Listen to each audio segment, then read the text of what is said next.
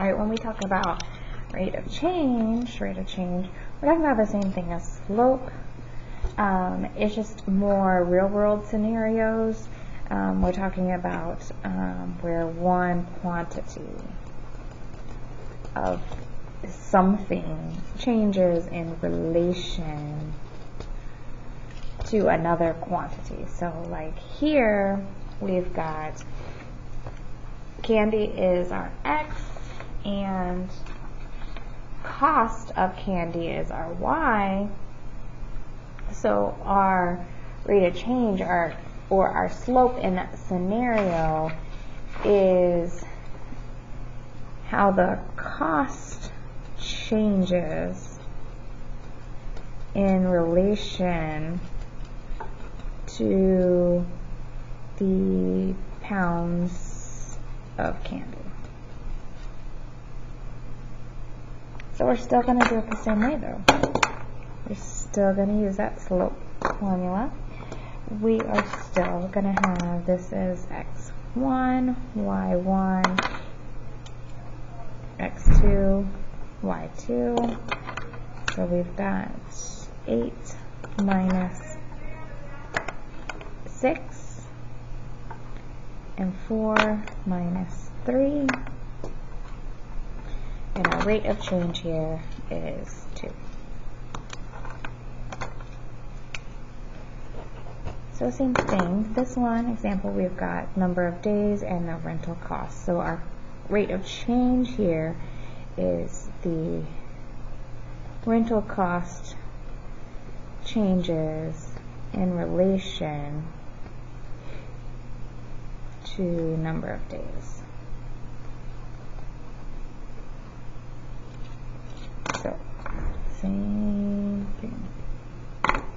We've got x1, y1, x2, y2, so 65 minus 50 over 2 minus 1, this is 15. Alright, zoom out a little bit so we can read this. The graph of the model is a linear relationship between the temperature of the Earth's atmosphere and the altitude above the sea level. What is the rate of change of the temperature with respect to altitude? So again, we're looking at rate of change. Again, we're doing the slope formula. Since I'm given the graph this time, I want to do just like we did for the graph. I'm going to pick 2 points. So this one is 0, positive 10, and this point is 10, negative 50. And I'm going to use those as my x1, y1, x2, y2. So I've got negative 50 minus 10 divided by 10 minus 0.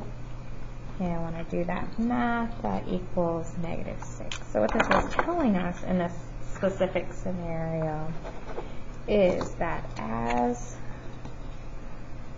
altitude gets bigger, this represents altitude, as altitude gets bigger or increases, the temperature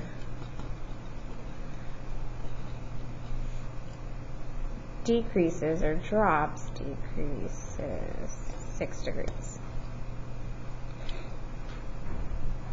Alright, this last example, the function y equals 3.75 plus 1.5 x minus 1 can be used to determine the cost in dollars for a taxi ride of x miles. What is the rate of change of the cost of dollars in respect to the number of miles? So we're given a